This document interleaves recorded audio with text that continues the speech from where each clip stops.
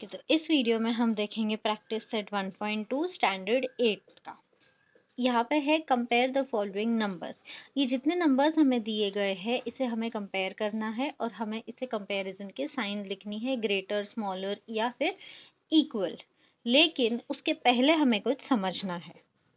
अब देखो, सबसे पहले एक चीज याद रखना कि अगर दो नंबर्स आपके सामने दिए गए हैं जिसको आपको कंपेयर करना है और वो नेगेटिव है, ठीक है, तो अगर दोनों नंबर जब भी नेगेटिव होते हैं तो इनमें से हमें जो छोटा लगता है वो नंबर होता है बड़ा। मतलब एक एग्जांपल देती हूँ, अगर मैं यहाँ पे -99 एंड -1 ले लूंगी, ओके, एंड इसे अगर हमें कंपेयर करना होगा तो यहाँ पे 1 जो है ये ग्रेटर रहेगा। ये आपको याद रखना है कि टू पॉजिटिव नंबर्स अगर हो तो जो छोटा नंबर होता है वो यहाँ पे ग्रेटर होता है और जो बड़ा नंबर होता है वो यहाँ पे स्मॉलर होता है, वाइस वर्सा सिचुएशन हो जाती है। ओके, अगर आपके दो नंबर्स पॉजिटिव है तो बहुत इजी है कि जो भी बड़ा रहेगा वही आपको, जो रेगुलर हम लोग ने जो सीखे हैं अभी तक के, कि जैसे नंबर्स हम लोग आगे बढ़ते हैं, जैसे 1 2 3 हम लोग लिखते हैं तो नंबर्स का जो ये होता है वो वैल्यू जो होता है वो बढ़ता जाता है। जैसे अगर मैं यहाँ पे लिखूँ 100 और मैं यहाँ पे लिखूँ 10, तो यहाँ पे बहुत इजी है कि हमारा 100 ही बड़ा होगा। ओके, ये जो रेगुलर हम पढ़ते आए हैं वही हमें रूल यहाँ पे अप्लाई करना है। ये दो चीजें समझ में आई। अब जो तीसरी चीज आपको याद रखनी है कि अगर फ्रैक्शन फॉर्म में है, numerator numerator and denominator form में, तो अगर डिनोमिनेटर सेम है तो कंपैरिजन होगा। ओके, कंपैरिजन होगा और नॉर्मल कंपैरिजन होगा।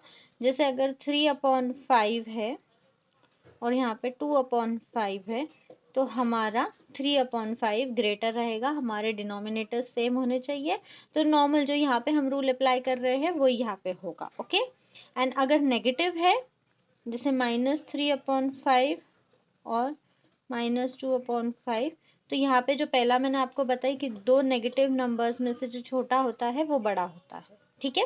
लेकिन फ्रैक्शन में आपको ये देखना होता है कि न्यूमरेटर सेम है। अब अगर न्यूमरेटर डिफरेंट है, सॉरी, डिनोमिनेटर्स अगर डिफरेंट है तो हमें इसे सेम बनाना पड़ेगा पहले और उसके बाद हमें कंपेयर करना होगा। जैसे कि अगर 3/6 है और यहाँ पे 2/3 है, तो यहाँ पे ये दोनों भी नंबर्स डिफरेंट है, तो हमें क्या करना होगा, इसे हमें सेम करना होगा और फिर हमें इसे कंपेयर करना आएगा। अब इसे सेम करने के लिए दो मेथड्स है, एक है क्रॉस मल्टीप्लिकेशन और दूसरा है वन साइड मल्टीप्लिकेशन। ओके, अब इसके ऊपर मैंने एक स्पेशल वीडियो बनाया है कि कैसे आपको फ्रैक्शंस को कंपेयर करने के लिए ये दो मेथड्स यूज करने हैं। इसका लिंक डिस्क्रिप्शन में मैं दे दूंगी, आप प्लीज वहां पे जाके देखना, आपको डिटेल एक्सप्लेनेशन मिलेगा सिर्फ इस टॉपिक के ऊपर। ओके, तो हम स्टार्ट करते हैं और वो जो दो मेथड्स मैंने आपको जिस बारे में बताया वो मैं यहाँ पर भी आपको सम करते करते हम लोग वो मेथड्स यहाँ पे भी देखेंगे, बट अगर आपको चाहिए तो आप वो वीडियो एक बार रेफर कर सकते हो। तो फर्स्ट है हमारा -7 -2, तो यहाँ पे दोनों नंबर नेगेटिव है, तो मैंने जैसे आपको बताया कि अगर दो नंबर नेगेटिव है तो जो छोटा नंबर होता है वो यहाँ पे ग्रेटर हो जाता है। ओके, सेकेंड है 0 एंड -9/5, 0 एंड -9। ओके, एक और चीज आपको याद रखनी है, अगर एक नंबर नेगेटिव है और दूसरा नंबर पॉजिटिव है तो हमेशा पॉजिटिव नंबर ही बड़ा रहेगा। ओके, अब यहाँ पे 0 एंड -9/5 है, तो ये हो गया नेगेटिव नंबर, और 0 एक मिडिल नंबर है, ना ही वो एक होल नंबर में आता है, ना ही वो पॉजिटिव है ना ही वो नेगेटिव है, तो यहाँ पे हमारा 0 हो जाएगा ग्रेटर। और -9/5 अगर नंबर लाइन में भी आप देखोगे ये 0 है, यहाँ पे हमारे नेगेटिव नंबर्स है। तो 0 के लेफ्ट साइड में जितने भी नंबर्स होते हैं ये 0 से छोटे होते हैं, और राइट साइड में जितने नंबर्स होते हैं वो 0 से ग्रेटर होते हैं, क्योंकि वो पॉजिटिव है और ये नेगेटिव नंबर्स है। ओके, अब थर्ड सम। अब 8/7 ये एक पॉजिटिव नंबर है, और ये पॉजिटिव नंबर कहाँ पे आएगा? 0 के राइट साइड में। जैसे मैंने आपको बताया कि 0 के राइट साइड में जो भी नंबर आएंगे वो सारे 0 से ग्रेटर रहेंगे। तो 8/7 हमारा ग्रेटर हो गया। अब देखो यहाँ पे हमारे डिनोमिनेटर सेम है, तो हम इसे कंपेयर कर सकते हैं। -5 एंड 1, तो यहाँ पे ये नेगेटिव है, ये पॉजिटिव है। तो मैंने जैसे आपको बताया, अगर एक पॉजिटिव एक नेगेटिव है तो हमेशा पॉजिटिव नंबर बड़ा होगा। फिफ्थ सम 41 डिनोमिनेटर्स हमारे सेम है, तो और दोनों भी हमारे न्यूमरेटर्स पॉजिटिव है, तो यहाँ पे 141 हमारा ग्रेटर रहेगा। ओके, अब यहाँ पे -17/20 और -13/20 है। यहाँ पे हमारे डिनोमिनेटर्स सेम है, लेकिन हमारे न्यूमरेटर्स नेगेटिव है। तो नेगेटिव जब भी रहते हैं न्यूमरेटर्स, तो क्या होता है कि जो हमें छोटा नंबर है वो हमारा बड़ा हो जाता है। ये क्यों है ऐसा कि जो छोटा नंबर है वो बड़ा हो जाता है? ये नंबर लाइन की वजह से। अभी हमने प्रैक्टिस सेट 1.1 में नंबर लाइन देखी है। तो जैसे हम लोग लेफ्ट साइड की तरफ जाते हैं, तो देखो -1 2 से बड़ा है, ओके, -2 3 से बड़ा होगा, और अगर इस साइड आएंगे हम तो 1 2 1 से बड़ा हो जाएगा, 3 2 से बड़ा हो जाएगा। वैसे यहाँ पे उल्टा चलता है। ओके, इसीलिए नेगेटिव साइड में जो छोटा नंबर है वो हमें बड़ा होता है। ठीक है, तो अब देखो, जैसे मैंने आपको बताया कि अगर डिनोमिनेटर्स डिफरेंट है तो हम दो मेथड्स यूज करते हैं, दोनों में से कोई एक मेथड यूज करते हैं हमारे सम के अकॉर्डिंग, क्रॉस मल्टीप्लिकेशन और वन साइड मल्टीप्लिकेशन। ओके, अब दोनों मेथड में से यहाँ पे कौन सा मेथड यूज होगा, ये बहुत ईजी है डिटेक्ट करना। देखो, डिनोमिनेटर्स आपको देखना है 12 एंड 16। अब अगर दोनों नंबर एकदम ही अलग है, जैसे 12 की टेबल में 16 नहीं आता है, 16 के टेबल में 12 नहीं, बिल्कुल भी नहीं आता है, इस केस में जब भी आपके डिनोमिनेटर्स ऐसे हैं कि वो एक दूसरे के टेबल में नहीं आते हैं, वहां पे हमें करना होता है क्रॉस मल्टीप्लिकेशन। ओके, अब क्रॉस मल्टीप्लिकेशन क्या होता है? तो क्रॉस मल्टीप्लिकेशन होगा, जो आपका लेफ्ट साइड है वो राइट साइड के डिनोमिनेटर से मल्टीप्लाई होगा, और जो आपका लेफ्ट साइड है वो आपके लेफ्ट साइड के डिनोमिनेटर से मल्टीप्लाई होगा। ओके, तो ये हो जाएगा 15/12, ये आपका लेफ्ट साइड राइट साइड के डिनोमिनेटर से, और आपका राइट साइड होगा लेफ्ट साइड के डिनोमिनेटर से। अब हम इसे कैलकुलेट करेंगे तो 15 6 हो जाएगा, 15 6 हो जाएगा 240 अपॉन 12 16 192, 7 12 84 एंड 16 12 192। ओके, अब यहाँ पे डिनोमिनेटर्स हमारे सेम हो गए। अब यहाँ पे कौन सा साइड बड़ा है? ये, तो यहाँ पे हम हमारा साइन डालेंगे। लेकिन जब आप फाइनल आंसर लिखोगे तो एक चीज आपको याद रखनी है कि फाइनल आंसर में जिस साइड आपका साइन है आपको वही लिखना है। ओके, और क्वेश्चन आपको एज इट इज लेना है और फिर आपका साइन लिखना है।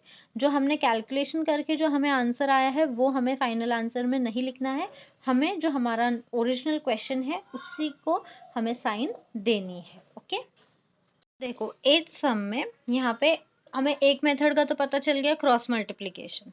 अब इस सम में हम यूज करेंगे one side multiplication. One side multiplication कब यूज होता है? देखो, डिनोमिनेटर्स अलग है। अब यहाँ पे 8 के टेबल में 4 नहीं आएगा, लेकिन 4 के टेबल में 8 आएगा। यस, तो हम ये वन साइड को ही मल्टीप्लाई करके मीन्स चेंज करके डिनोमिनेटर्स को सेम कर सकते हैं, इसीलिए इसे हम कहते हैं वन साइड मल्टीप्लिकेशन। मतलब कि जो आपके न्यूमरेटर्स होते हैं वो ऐसे डिनोमिनेटर्स होते हैं वो ऐसे होना चाहिए कि दोनों में से कोई एक नंबर के टेबल में दूसरा नंबर आना चाहिए। ओके, तो अब हम क्या करेंगे, हम 8 को 4 नहीं बना सकते, बट हम 4 को 8 बना सकते हैं मल्टीप्लाई करके। तो इस साइड को हम एज इट इज रखेंगे, इसे हम चेंज नहीं करेंगे, और ये साइड हम चेंज कर सकते हैं। अब 4 को मैं किससे मल्टीप्लाई करूंगी तो 2 आएगा, 8 आएगा 2 से। जो मैं नीचे मल्टीप्लाई करूंगी सेम मैं ऊपर मल्टीप्लाई करूंगी। ओके, तो ये हो जाएगा, ये एज इट इज रहेगा, माइनस 9 2 ज़ा 18 अपॉन 4 2 ज़ा 8। तो देखो सिर्फ वन साइड को ही मल्टीप्लाई करके मैंने डिनोमिनेटर सेम कर दिया। अब यहाँ पे दोनों नंबर नेगेटिव है, तो नेगेटिव में क्या होता है, छोटा नंबर बड़ा हो जाता है, तो हमारी साइन इस साइड आएगी। और हमारा फाइनल आंसर में हम हमारा ओरिजिनल क्वेश्चन ही यूज करेंगे। ओके, तो ये हमारा फाइनल आंसर हो जाएगा। अब 9 में हमारा 12/15 और 3/5। ओके, यहाँ पे आप देखो डिनोमिनेटर्स अलग है, लेकिन 15 के टेबल में 5 नहीं आता है, लेकिन 5 के टेबल में 15 आएगा। तो यहाँ पे हम दो मेथड्स में से कौन सा मेथड यूज करेंगे, वन साइड मल्टीप्लिकेशन। मतलब सिर्फ वन साइड को ही हम चेंज करके डिनोमिनेटर इक्वल कर सकते हैं। अगर डिनोमिनेटर टोटली डिफरेंट है कि दोनों एक दूसरे के टेबल में नहीं आते, तब हम क्रॉस मल्टीप्लिकेशन का यूज करेंगे। अब यहाँ पे हम करेंगे वन साइड मल्टीप्लिकेशन, तो 12/15 को हम एज इट इज रखेंगे क्योंकि इसे चेंज करने की ज़रूरत नहीं है। हमें चेंज करना है 3/5। अब 5 को हम ऐसे कौन से नंबर से मल्टीप्लाई करेंगे तो 15 हो जाएगा 3 से, तो 5 3 ज़ा 15। और जो नीचे हम मल्टीप्लाई करते हैं जिस नंबर से, सेम नंबर हमें ऊपर लेना होता है। तो ये हो जाएगा 12/15, 3 3 ज़ा 9, 5 3 ज़ा 15। डिनोमिनेटर सेम हो गए। अब हम इसे करेंगे कंपेयर, दोनों भी नंबर क्या है, पॉजिटिव है दोनों भी नंबर, तो हमारा 12/15 ग्रेटर हो जाएगा। अब 10 सम, अब देखो 10 सम है -7/11 -3/4। अब यहाँ पे दोनों डिनोमिनेटर्स डिफरेंट है, अब इसे सेम करना होगा, लेकिन 11 के टेबल में 4 नहीं आता है, 4 के टेबल में 11 नहीं आता, मतलब कि दोनों डिनोमिनेटर्स एक दूसरे के टेबल में बिल्कुल भी आते नहीं है। तो इस केस में हमें क्रॉस मल्टीप्लाई करना है। क्रॉस मल्टीप्लिकेशन क्या होता है, क्रॉस मल्टीप्लिकेशन में हो जाएगा जो हमारा लेफ्ट साइड है वो राइट साइड के डिनोमिनेटर से मल्टीप्लाई होगा, और जो हमारा राइट साइड है वो हमारे लेफ्ट साइड डिनोमिनेटर से मल्टीप्लाई होगा। तो ये हो जाएगा -28/44, और ये हो जाएगा -33/44। अब यहाँ पे दोनों भी नंबर क्या है, नेगेटिव है, तो हमारा आंसर कौन सा आएगा, 28 बड़ा हो जाएगा। तो फाइनल आंसर लिखेंगे हम -7/11, और फाइनल आंसर में हमें हमारा ओरिजिनल क्वेश्चन ही लेना है। ये सिर्फ हम लोग फाइंड करने के लिए यूज करते हैं, बट फाइनल आंसर में हम लोग ओरिजिनल क्वेश्चन यूज करते हैं। यहाँ पे मैंने नहीं लिखा, तो ये इसका हो जाएगा 3/5। आई होप आपको ये प्रैक्टिस सेट समझ में आया हो। प्लीज़ मुझे कमेंट करके बताना कि एक्सप्लेनेशन कैसा लगा, अपने फ्रेंड्स के साथ में शेयर करना, और मेरे चैनल को सब्सक्राइब करना। Please support my channel. Thank you.